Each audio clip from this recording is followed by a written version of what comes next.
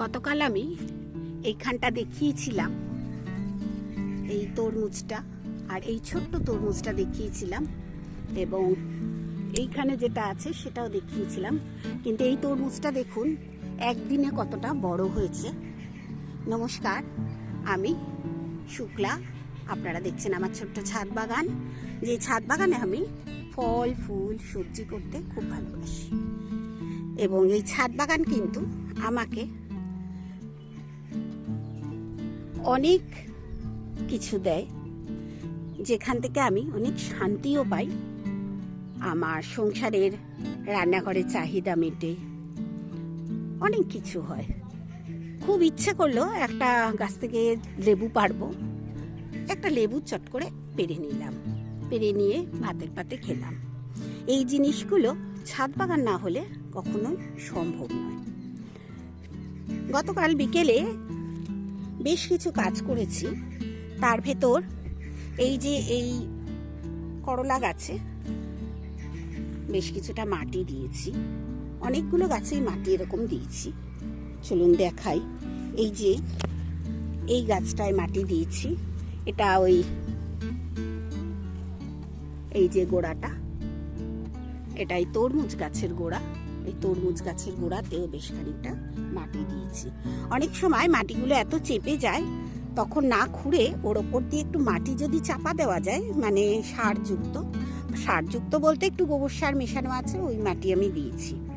তা ওই মাটি দিয়েই আবার খানিকটা ভরাট করেছি, আরও কিছু জায়গায় দিয়েছি। যেমন এখানে ঢেঁড়স গাছগুলো বেশ বড় হয়েছে। এই যে দেখুন, ঢেঁড়স গাছগুলো এবার কিন্তু ফল আসবে। এই যে ছোট্ট ছোট্ট করে এইখান থেকে ফুল আসবে। আর এইগুলো এখানেও গোড়ায় এদের মাটি দিয়েছি, দিতে হয়। এই জন্য একটু নিচু করে গাছ লাগাতে হয়। যখন গাছ বড় হয় তারপর ওদের আবার একটু মাটি দিয়ে দিতে হয় গোড়ায়। গাছে এখনো কিন্তু জল দিইনি, সকাল থেকে মাঝে মাঝে ঝিরঝির করে একটু বৃষ্টি পড়েছে। ভেবেছিলাম তাতে হয়ে যাবে। এই যে দেখুন, এখনো কুল গাছের পাতায় জল লেগে আছে, কিন্তু হবে না, গাছের গোড়ায় জলটা পড়েনি, গাছের গোড়ায় জল দিতে হবে। চলুন আজকে আপনাদের সঙ্গে আমি যেটা নিয়ে আলোচনা করব, গতকালের ভিডিওতে আমি বলেছি যে রাঙালু আমি কি করে বসাই। প্রথম রাঙালু গাছ আমি কি করে বসিয়েছিলাম, সেইটাই গতকাল আমি আপনাদের সঙ্গে আলোচনা করছিলাম। যে একটা রাঙালুকে রেখে দিলে ওর থেকে গাছ বেরোয়, এবং ওই গাছের অংশটাই সুন্দর করে বসালে, বড় বড় গ্রো ব্যাগে বসিয়ে দিলে রাঙালু পাওয়া যায়। আমি কিন্তু রাঙালু পাই প্রত্যেক বছর, এবং এবছরও আমি শেয়ার করেছিলাম আপনাদের সঙ্গে। আজকে এই যে দেখুন, সেই রাঙালুটাকে আমি কি করেছি, দু টুকরো করেছি। এই বসাবো এই রকম 3 ইঞ্চির ছোট ছোট পটে। কারণ আমার এই ছাদ বাগানে ইঁদুর হচ্ছে। এবার ইঁদুরে যাতে না খেতে পারে, তার জন্য আবার এখানে বসিয়ে কিন্তু আমি এই ছাদেই রাখবো না, একে কিন্তু আমি নিচে নিয়ে যাব। নিচে আমার যে ব্যালকনি আছে, সেই ব্যালকনিতে রেখে দেব। দেখুন, রাঙালুটা 2 টুকরো করেছি। 2 টুকরো মানে 2 জায়গায় আমি গাছটা করতে পারবো। এটা এই পাতা পচা সার দিয়ে মাটিটা তৈরি করা আছে।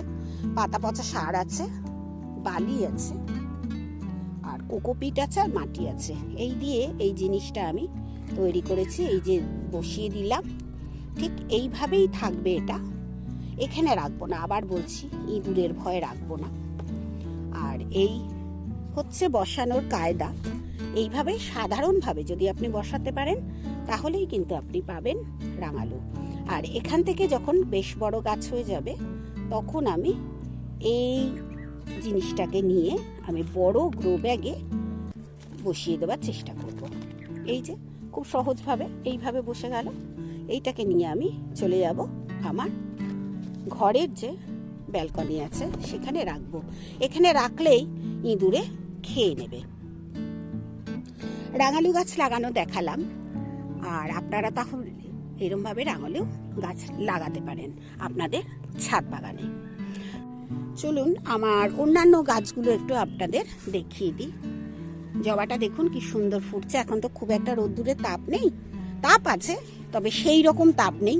দেখুন বেগুন গাছে এখন সুন্দর বেগুনে ফুল আসছে। এবার আবার সুন্দর সুন্দর আমি বেগুন পাবো। আর একটা জবা ফুটেছে দেখুন, টুকটুকে লাল। এই যে অসম্ভব সুন্দর জবাটা।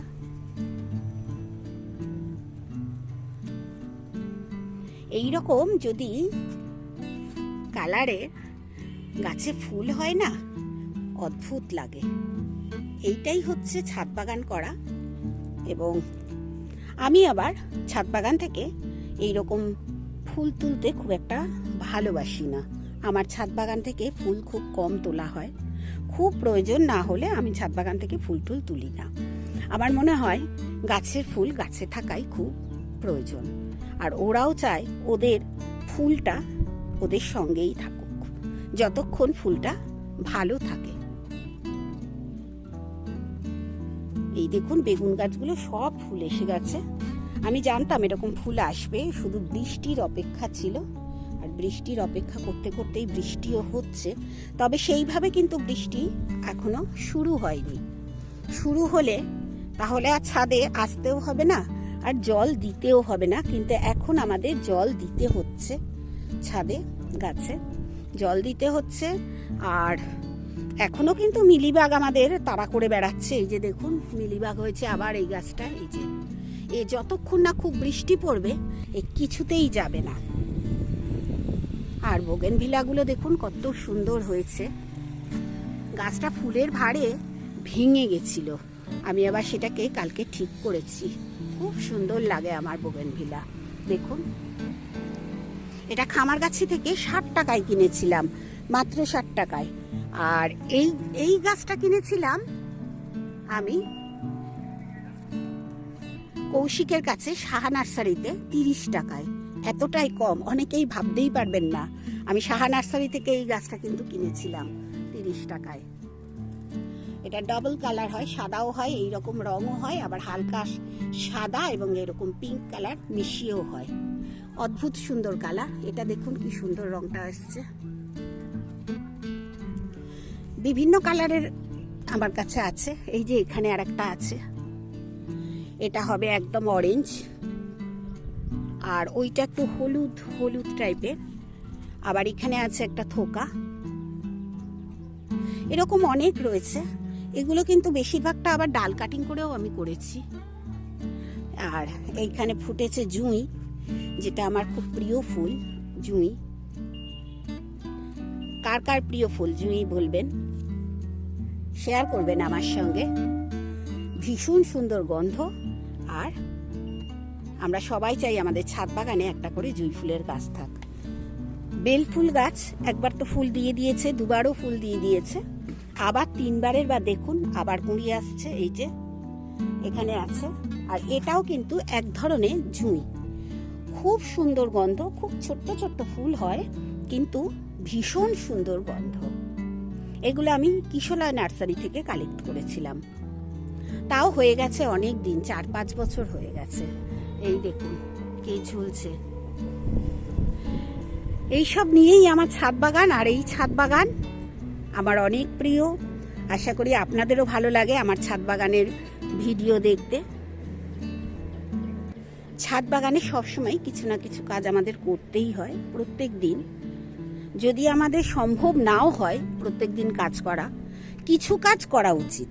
তাতে কি হয়, কাজ জমে যায় না। ছাদ বাগানে তো কাজ থাকবেই, জমে যায় না কাজ। আর কাজগুলো হালকাও হয়।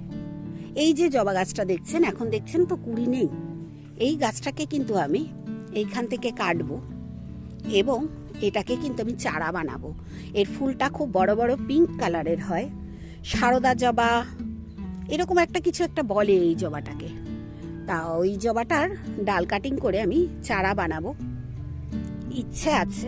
এইখান দিয়ে যে হচ্ছে এই পর্যন্তই রাখবো, রেখে যে ডালে কুড়ি নেই সেই ডালগুলো সব আজকে বিকেলে আমি কেটে দেব। এখানে সাদা জবা, এরও ডাল কাটিং করব, ডাল কাটিং করে চারা করব। পিঙ্কটার তো করেইছি, পিঙ্কটা করতে হবে না আপাতত।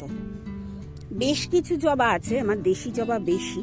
দেশি জবার জন্যই আমি এখন চেষ্টা করি দেশি জবা, তবুও তার ভেতরও কিন্তু আমার প্রচুর এসে গেছে পুনে ভ্যারাইটি জবা কিংবা অস্ট্রেলিয়ান জবাও আছে আমার এই ছাদ বাগানে। তবে তাদের প্রচুর যত্ন করতে হয়, কিন্তু দেশি জবায় এত যত্ন না করলেও হয়। খাবারও খুব কম লাগে, আমি খাবার তো দিতেই চাই না, ওই আমার তরল সারে যেটা হয় সেটাই।